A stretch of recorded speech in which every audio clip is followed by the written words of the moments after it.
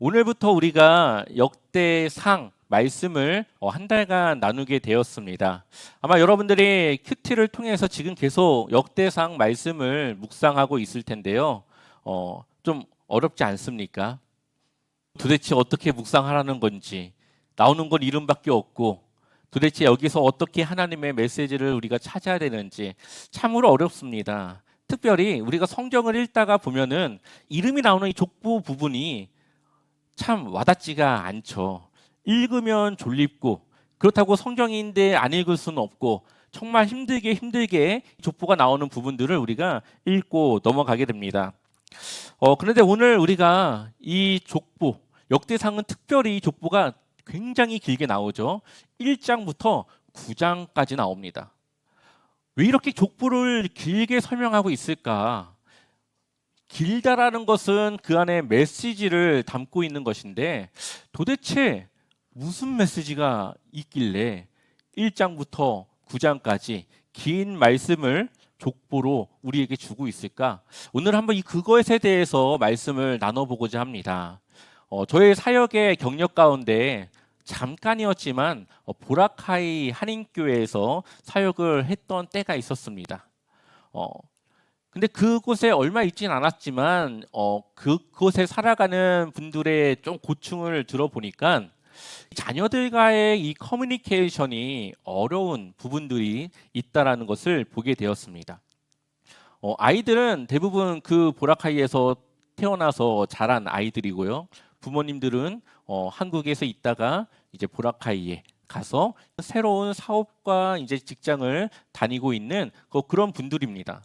자녀는 한국어를 하지만 잘 못하는 아이들도 있고요. 또 부모 중에 영어를 하지만 잘 못하는 분들도 있습니다.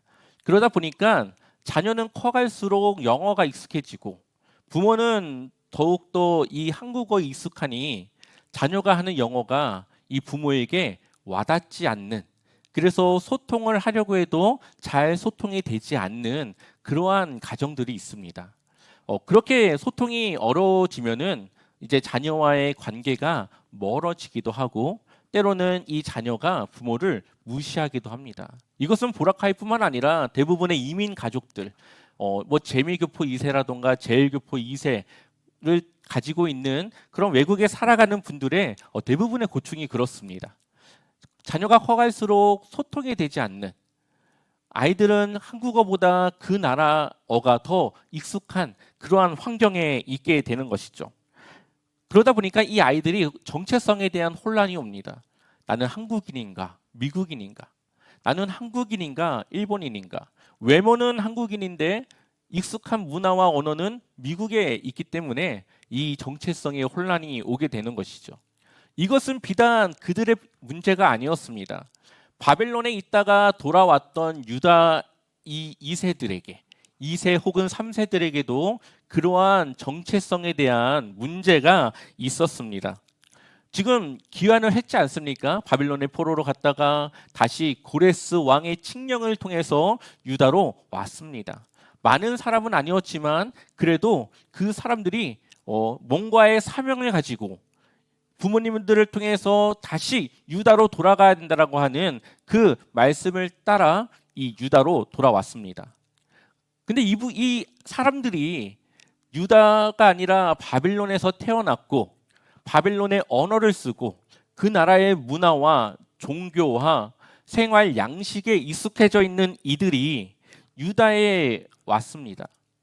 어떠한 마음을 가지고 왔을까요? 아마 기대하는 마음이 있었을 겁니다. 이제는 자유인으로서 하나님께서 다시 유다를 회복시키고 정말 새로운 나라로 변화시킬 것이라고 하는 기대를 안고 왔겠죠. 그런데 이들이 유다를 왔는데 그들의 눈에 보여지는 것은 아주 처참하게 무너진 유다가 있었습니다. 또한 남겨진 유다의 포로로 가지 않고 남겨지는 사람들과 또 이 북이스라엘이 혼혈 정책으로 많은 이 사마리아인들이 생겨나게 됐는데 그들이 남유다까지 내려와서 이제 정착해 살아가는 겁니다. 얼마나 이 나라가 혼란했겠습니까? 그러한 혼란한 속에서도 어떻게든 하나님의 뜻을 이루고자 성전을 짓기 시작합니다. 에스라서 1장 5절 말씀을 같이 읽어볼까요? 그때에 유다와 베냐민 가문의 우두머리들과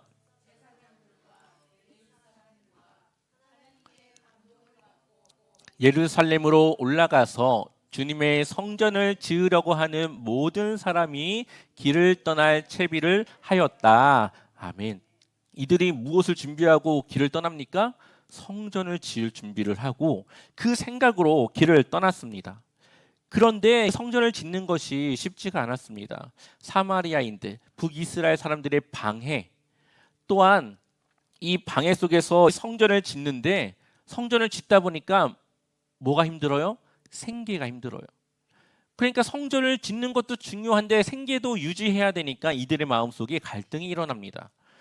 성전 짓는 것은 나중에 좀 상황이 좋아지면 하고 우리 먼저 생계부터 좀 챙깁시다 하면서 그러한 상황에 놓여지게 되는데 이때 에스라 선지자가 지금 무슨 소리 하는 겁니까? 여러분들이 해야 될 것은 성전을 먼저 짓는 것이 필요합니다 하면서 그들을 다독여서 성전을 짓게 하죠. 이들이 왜 성전 짓는 것을 뒤로 했을까요? 성전의 중요성을 모른 겁니다. 이스라엘이 어떻게 하나님의 선택을 받아서 어떠한 흐름과 그 역사 속에서 지금까지 왔는지를 그들이 몰랐던 거죠. 성전을 지어대는 건 알지만 그것에 대한 중요성을 몰랐습니다. 그래서 역대기의 저자는 이 정체성이 없는, 정체성을 잃어버린 유다에게 하나님의 백성이라고 하는 정체성을 주기 위해서, 그리고 그들이 다시 이곳으로 돌아온 것은 하나님과 다윗 간의 그 언약을 통해 하나님의 그 약속을 신실히 지키고 있다는 것을 보여주기 위해서, 또한 하나님의 성전을 통해 하나님이 이스라엘과 함께하고 있다고 하는 하나님의 임재하심이 그 성전을 통해 있다고 하는 것을 가르쳐 주기 위해서 이 역대기를 쓴 겁니다. 그러니까 이들이 다시 이스라엘답게 하나님의 백성답게 그 정체성을 회복하기 위해서 뭘 썼다고요? 역대기를 쓴 거예요. 그래서 역대기는 구약의 성경 중에 가장 마지막에 쓰여진 걸로 알려져 있습니다. 마지막 선지자는 말라기가 마지막 선지자지만 마지막 책은 이 역대기가 가장 마지막에 쓰여졌습니다. 근데 중요한 것은 근데 왜 족보가 그렇게 많이 있냐는 거죠. 읽기는 읽는데 지루하게 왜 이렇게 어렵게 족보가 있냐는 겁니다. 우리에게 있어서 이 이스라엘의 이 족보는 이름만 나온 거라고 생각이 들지만 이스라엘에게 있어서 족보는 그들의 정체성을 보여주는 겁니다.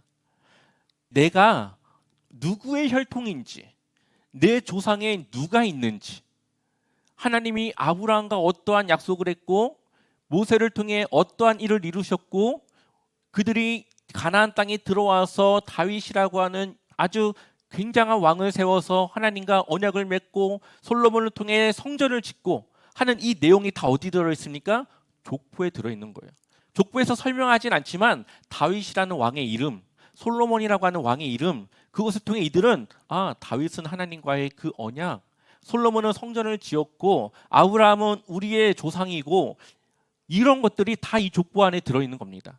그러니까 이 족보를 통해서 유다인들은 그래, 우리는 하나님께서 이렇게 인도하신 백성이었지, 우리가 하나님을 의지해야 되지, 우리가 이 자리에 온 것은 하나님을 위해 왔지, 이러한 정체성, 하나님을 향한 그들의 믿음과 신앙을 다시 회복하기 위해서 이 역대기의 처음이 바로 족보로 시작하게 되는 겁니다.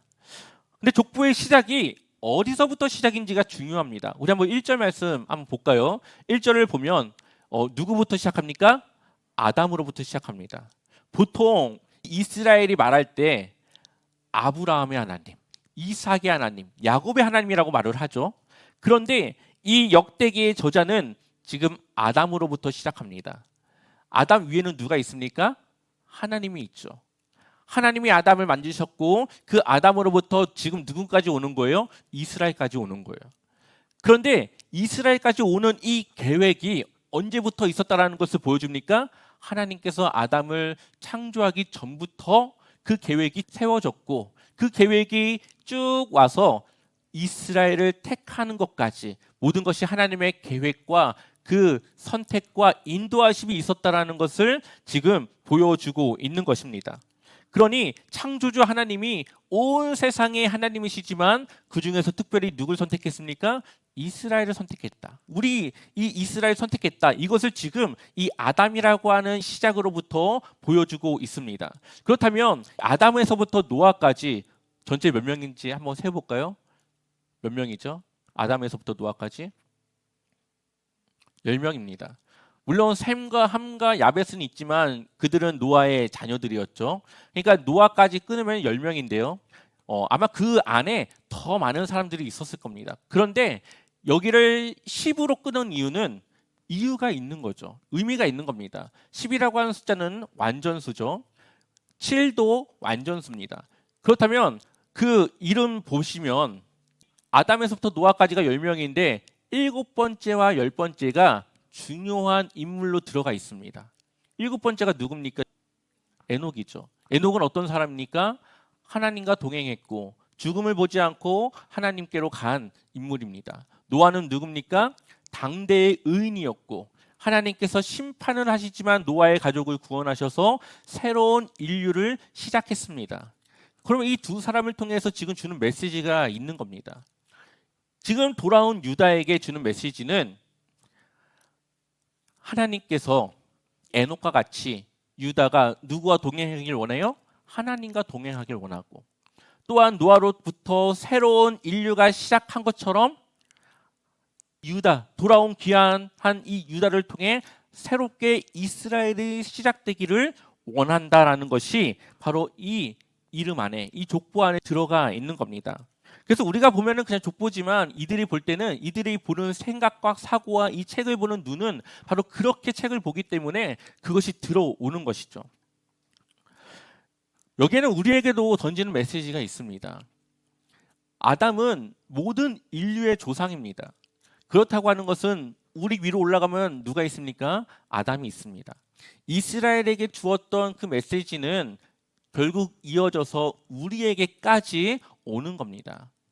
그렇다고 하는 것은 우리의 삶이 하나님을 믿는 우리의 삶이 에녹과 같이 하나님과 동행해야 되고 노아와 같이 우리가 당대의 의인으로 하나님의 그 심판을 피하고 구원할 자로 우리는 살아가야 됩니다. 그것이 바로 우리 믿는 그리스도인들의 삶인 것이죠. 그런데 수많은 그리스도인들이 하나님을 믿지만 나를 중심으로 살아갑니다. 하나님을 중심으로 살아가는 것이 아니라 나를 중심으로 살아가요. 나를 계획했고 나를 택하시고 나를 아담을 짓기 이 창세전부터 계획하신 분은 하나님이신데 그 하나님을 믿는다고 하면서도 그 하나님을 중심으로 살아가지 않고 나를 중심으로 살아갑니다. 그러다 보니까 내 생각, 내 감정, 내 상황이 더 중요해요.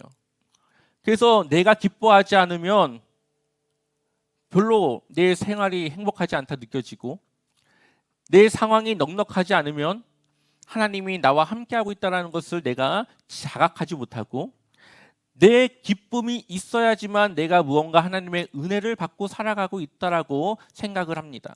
그것은 내가 중심인 것이죠.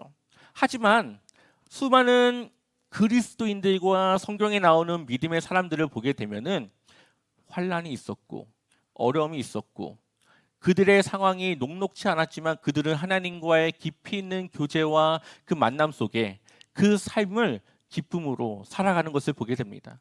하나님을 중심으로 하는 삶과 나를 중심으로 하는 삶은 이 세상을 살아가는 태도와 모습이 다른 것이죠. 그래서 우리는 동행해야 되는데 하나님과 동행해야 되는데 하나님이 나의 동반자가 되길 원합니다. 동반자라고 하는 것은 나에게 어떠한 유익을 주기 위해서 나와 함께하는 사람을 말해요. 그런 것처럼 하나님이 나에게 유익만을 주기를 원하고 하나님께서 나에게 무언가 더 좋은 걸로만 해주기를 원하는 그러한 동반자로 생각하고 우리가 살아갈 때가 있습니다. 그러나 그러한 모습은 하나님의 백성다운 삶이 아닌 것이죠. 우리가 하나님과 동행하는 겁니다. 하나님이 가시는 그 길을 우리가 같이 동행하는 겁니다. 예수님이 가신 그 길을 우리가 함께 따라가는 겁니다. 그 발자국을 따라 우리가 살아가는 것, 그것이 바로 제자의 삶인 것이죠. 그러니 우리는 우리의 믿음의 생활이 내가 중심이 되지 않고 나를 택하셔서 나를 구원하신 하나님이 중심이 되어져서 우리가 살아가야 된다는 것을 우리에게 주고 있습니다. 역대기는 바로 그러한 메시지를 우리에게 던지고 있는 것이죠. 그래서 1장부터 9장까지가 족보에 대한 내용들을 담고 있습니다. 그 중에서도 2장부터 8장까지를 보게 되면 이 이스라엘의 아들들에 대한 족보들이 기록이 되어져 있습니다. 특별히 2장 3절을 같이 읽어볼까요? 유다의 아들은 에르와 오난과 셀란이, 이 세 사람은 낳아준 자요. 유다의 맏아들 에르는 여호와 보시기에 악하였으므로 여호와께서 죽이셨고. 아멘. 2장 3절 누구부터 시작합니까? 유다의 족보로부터 시작합니다. 유다는 장자가 아니죠. 그런데 유다를 먼저 장자와 같이 족보가 시작됩니다. 그래서 쭉 가다가 마지막 이 이스라엘의 족보가 들어있는 8장 40절 우리 같이 읽어보겠습니다. 울람의 아들은 다 용감한 장사여 활을 쏘는 자라. 아들과 손자가 많아 모두 150명이었더라. 베냐민의 자손들은 이러하였더라. 아멘. 제일 마지막 누구의 족보로 끝납니까? 베냐민의 족보로 끝납니다. 여기에는 의미가 있는 겁니다. 남유다의 지파가 두 지파가 있었는데요. 누굽니까? 유다 지파와 베냐민 지파입니다. 유다 지파에서 다윗 왕이 나왔죠. 베냐민 지파에서 사울 왕이 나옵니다. 그러니까 왕가의 족보가 바로 유다와 베냐민 지파입니다. 그래서 이 족보가 중요한 겁니다. 이스라엘의 흐름 속에서 하나님께서 다윗과의 언약을 통해 너의 후손들이 대대로 왕이 나오게 될 것이다 라고 하는 그 언약이 다윗으로부터 주어졌기 때문에 유다가 중요하죠. 또한 첫 번째 왕이었던 사울 왕을 배출한 또 남유다의 두 지파 중에 한 지파였던 베냐민이 중요한 겁니다. 그래서 특별히 유다의 족보를 보게 되면은 굉장히 다른 족보보다 더 많은 그 사람들이 나오는 것을 보게 돼요. 특별히 2장을 넘어서 3장을 가면 다윗을 중심으로 족보가 나오게 됩니다. 그것은 유다 중에서도 누가 중요하다는 겁니까? 다윗을 강조하고 중요하다라는 것을 그들에게 전하고 있는 것이죠. 그리고 나서 4장을 가면은 다시 유다의 족보를 정리하고 마무리를 하는 것을 보게 됩니다. 이렇게 다윗을 중심으로 족보가 다시 한번 이어지게 되는 것은 다윗을 통한 성전에 대한 약속, 또 다윗의 자손 솔로몬을 통해 지었던 그 성전의 중요성을 이야기하고 있는 겁니다. 역대기의 전체적인 흐름과 그 핵심은 성전과 예배에 있어요. 그래서 여러분들이 열왕기를 볼 때에 왕을 평가할 때 무엇이 기준입니까? 하나님의 말씀을 따랐는가 안 따랐는가. 신명기적 사관에서 그들을 평가합니다. 근데 역대기는 좀 달라요. 이 사람이 하나님께 예배를 온전히 드렸는가 드리지 않았는가. 그래서 역대기에서는 4명의 왕, 종교개혁을 일으켰던 4명의 왕을 하나님 앞에 선한 잘한 왕으로 표현을 하고 있습니다. 특별히 이 역대기의 이 저자는 롤모델로 다윗과 솔로몬을 보여주고 있습니다. 근데 롤모델이니까 이 사람의 무엇만을 보여줘야 될까요? 좋은 면을 보여줘야 되겠죠. 롤모델인데 막 밧세바의 사건이 있고 막 그러면은 뭐야 나랑 똑같네 이렇게 되는 거지 않습니까? 그래서 역대기를 보게 되면은 다윗과 솔로몬이 지었던 죄에 대해서 언급하지 않습니다. 딱 한 가지 다윗이 지었던 죄를 언급하는데 그것이 바로 인구조사를 했던 다윗의 그 죄를 언급합니다. 근데 그것에도 이유가 있어요. 왜냐하면 이 인구조사를 했고 다윗이 세 가지 하나님이 선택하라고 해서 선택한 것이 이 병이 돌아서 사람들이 죽는 겁니다. 거기서 7만 명이라고 하는 사람들이 죽게 되는데 그것을 멈추기 위해서 하나님이 오르난의 타작마당을 사서 제사를 드리라고 그래요. 그리고 그 제사를 드렸던 오르난의 타작마당, 그 땅을 돈을 주고 샀던 그곳이 뭐가 됩니까? 성전이 지어지는 터가 돼요. 이러한 성전과 연관된 이야기가 있었기 때문에 다윗의 그러한 이야기가 들어갑니다. 자, 한번 우리 역대상 22장 1절 말씀을 같이 읽어보겠습니다. 그때에 다윗이 말하였다. 바로 이곳이 주 하나님의 성전이요 이곳이 이스라엘의 번제단이다. 2절 말씀도 같이 읽겠습니다. 다윗은 이스라엘 땅에 있는 외국인을 불러 모으고 석수들을 시켜서 하나님의 성전을 지은 네모난 돌을 다듬도록 명령하였다. 아멘. 역대기에서는 솔로몬이 그가 가진 지혜로 하나님의 성전을 지은 것처럼 하지만 역대기에서는 그 모든 준비에 다윗이 많은 것들을 준비했고 성전을 지을 수 있도록 준비되어진 것을 이야기합니다. 그러면서 솔로몬에게 말하죠. 6절 말씀 우리 같이 읽어보겠습니다. 그런 다음에 다윗이 그의 아들 솔로몬을 불러서 주 이스라엘의 하나님을 모실 성전을 지으라고 부탁하였다. 아멘. 다윗은 성전을 준비했죠. 그리고 솔로몬은 성전을 지었습니다. 그렇기 때문에 역대기의 저자는 다윗과 솔로몬이라고 하는 두 신앙의 모델을 앞세워서 바벨론에서 돌아온 이들이 우리는 어떤 민족인지 잘 모르는 그들에게 너희는 이렇게 해야 된다. 너희의 삶은 바로 이러해야 된다라는 것을 보여주고 있는 겁니다. 그리고 우리가 한 가지 더 봐야 될 것은 이 유다로 시작해서 베냐민 지파로 끝난 이 족보 안에 가운데에 들어간 지파가 있습니다. 바로 레위 지파. 우리 한번 역대상 6장 4절, 49절 같이 읽어보겠습니다. 아론과 그의 자손들은 번제단과 향단 위에 분향하며 제사를 드리며 명령대로 이스라엘을 위하여 속죄하니. 아멘. 레위 지파가 하나님의 성전을 맡은 자들이죠. 원래는 이스라엘의 모든 지파의 장자들은 하나님께 속해야 되는데 그들을 대신해서 레위 지파가 하나님께 맡겨졌고 그래서 하나님의 일들을 감당합니다. 특별히 레위 지파 중에서 아론의 자손을 강조하고 있습니다. 아론의 자손들은 무엇을 합니까? 제사장. 그래서 하나님께 제사를 드리고 예배를 드리기 위해서는 이 제사장이 필요하죠. 성전만 있다면 무엇을 할 수 있겠습니까? 그 성전에서 하나님을 향한 제사가 드려져야 되죠. 그러기 위해서는 레위 지파가 있어야 되고 레위 지파 중에서도 아론의 자손을 통해 그 일이 이루어지게 되는 겁니다. 그렇기 때문에 여기서 레위 지파를 강조하고 있고요. 그리고 그 레위 지파 중에서도 아론의 자손들을 강조하고 있습니다. 그래서 유다와 베냐민 사이에 그들을 이어주는 것이 바로 레위 지파라는 것을 지금 보여주고 있는 것이죠. 그래서 성전과 예배, 성전은 다윗과 솔로몬을 통해 예배는 레위 지파와 아론의 후손들을 통해 지금 앞으로 그렇게 하나님과 함께 해야 된다는 것을 보여주고 있는 겁니다.